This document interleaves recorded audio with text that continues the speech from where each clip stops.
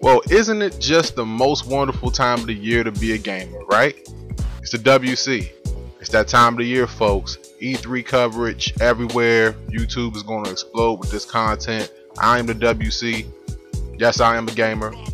No, I do not post a whole bunch of content. No, I do not play most of the games I'm going to be talking about. But, you know, hey, I was intrigued by the conference. What am I talking about? The conference by Microsoft today. Exposing basically their plans going into, you know, the fall, the summer, however you want to take it, going on to next year. You know, going into this conference, let me tell you what I was expecting seeing going into this conference. All right, number one, I was expecting to see a slimmer, more condensed version of the Xbox One. Maybe a slimmer, more condensed version of the Xbox One controller. Maybe a new release of maybe a white Xbox One, slim, same, but you know, that's you know, there's some of the stuff I was talking about, maybe hardware based. You know, there was a rumor going around about, you know, there being a new controller being released where you can basically fit any kind of jack going into it, and you know, this is stuff that I'm talking about, you know, prior to this conference that I was expecting. All right, and now I'm gonna get into what actually happened. All right. Going on the games, Halo 5 Guardians is a game that, you know, people are anticipating, looking at it, you know, coming into this conference.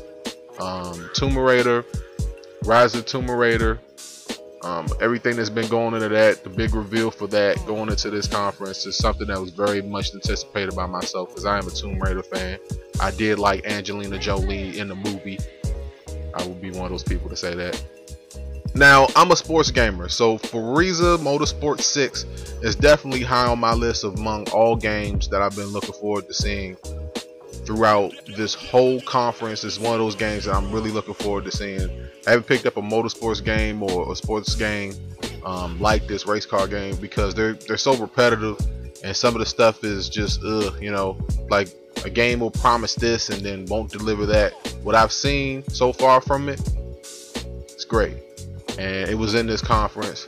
Another one was Gears of War 4. Maybe, I don't know if they announced the Ultimate Edition just yet, but I think that that's something that's going to be put into this conference. Now, I need to remind you, I'm listing off this stuff. This is stuff that I'm anticipating going into the conference. In a few seconds, I'm going to tell you what actually happened at the conference. Most of the stuff probably will happen at the conference. Crackdown, Quantum Break.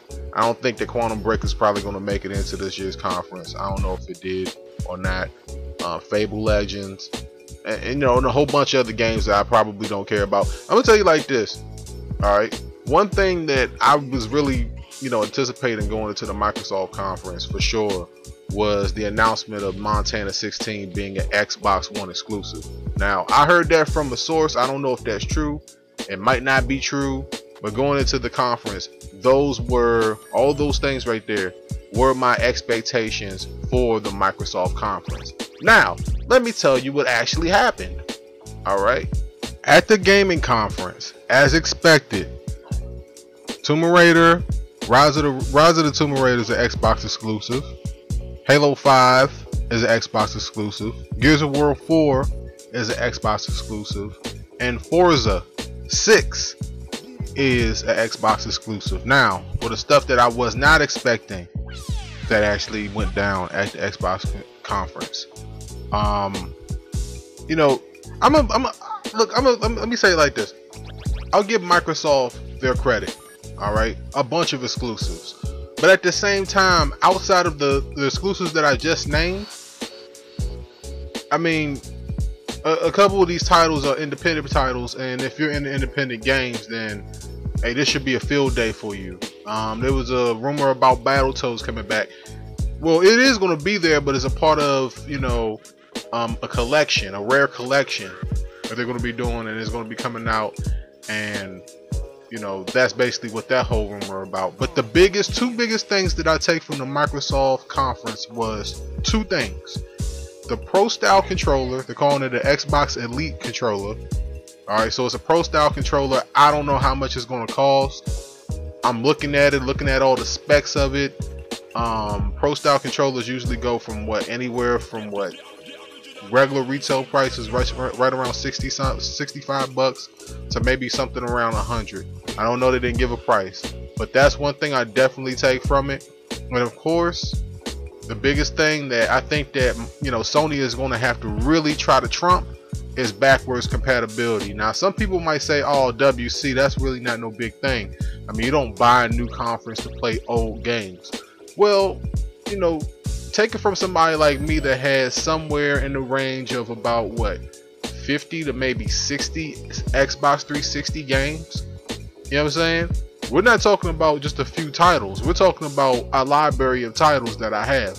So if I can go back and I can play, let's say Madden 08, you know what I'm saying, one of my favorite Madden games, because that game actually at least tried to respect the game of football. If I wanted to go back and play that game, I could go back and play it on my Xbox One, and I don't need an Xbox 360 in order to do that, which is something that, since day one, since the announcing of this console, was something that everybody wanted. I wasn't one of those people that was like, oh man, I definitely need this and this and that.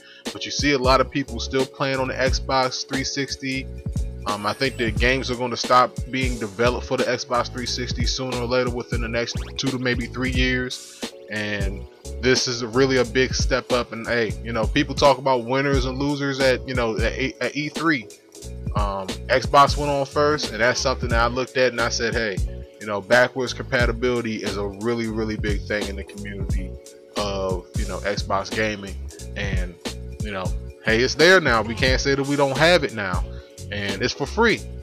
So I don't know necessarily about PlayStation 4 services with games for the PlayStation 2 and PlayStation 3, but they said something about a monthly fee in order to get into it. I don't have no monthly fee with backwards compatibility on Xbox One now. So hey, that's a little bit of a trump card, but to other people it probably doesn't really mean that much.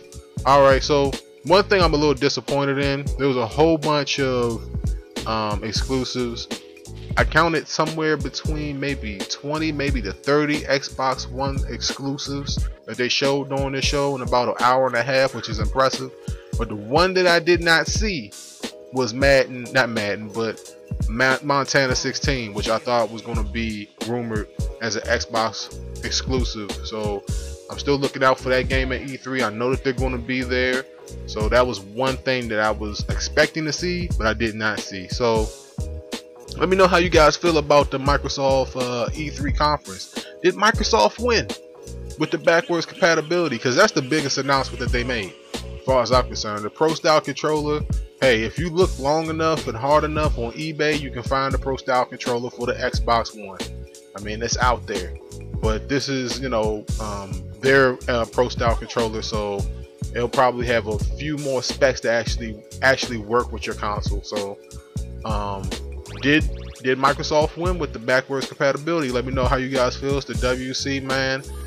I'll give Microsoft's E3 conference at 8 out of 10. You know what I'm saying? I think that the backwards compatibility actually makes that much of a difference. I really do.